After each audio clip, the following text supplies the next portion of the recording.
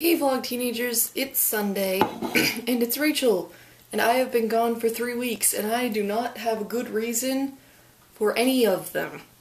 I just don't. I have no idea why I just completely blanked making videos for almost a month. So, I know we don't do punishments anymore, but I need to do this just for the sake of me being stupid.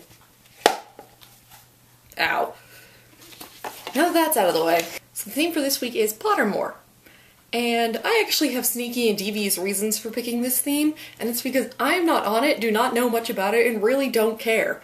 So that means I get to talk about whatever I want, because I am not on Pottermore. I suck. So, what I missed last week was Nerimon's YouTube survey, which I will be answering at least all of the questions that I remember. I think I remember all of them. Tell us about your first kiss. I haven't had one. And being a hopeless romantic, it really bothers me, actually.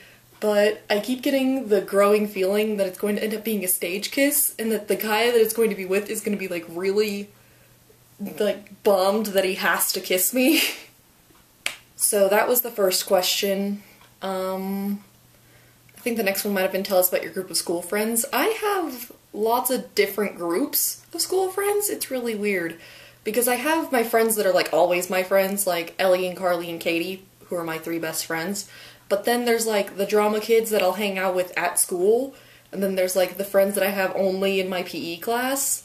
And it's kind of weird like that. My friends always tend to be on the fringe, I guess, like the nerdy, kind of out there kids that everyone tends to just avoid because they're so weird.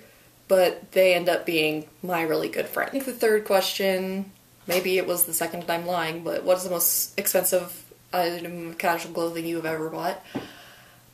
My parents and aunt have a thing where they like buying me clothes and I don't. There are very few items of clothing that I myself have actually bought. But the most expensive was probably my Pizza John shirt, actually. And it wasn't that expensive either, but I just don't buy clothes.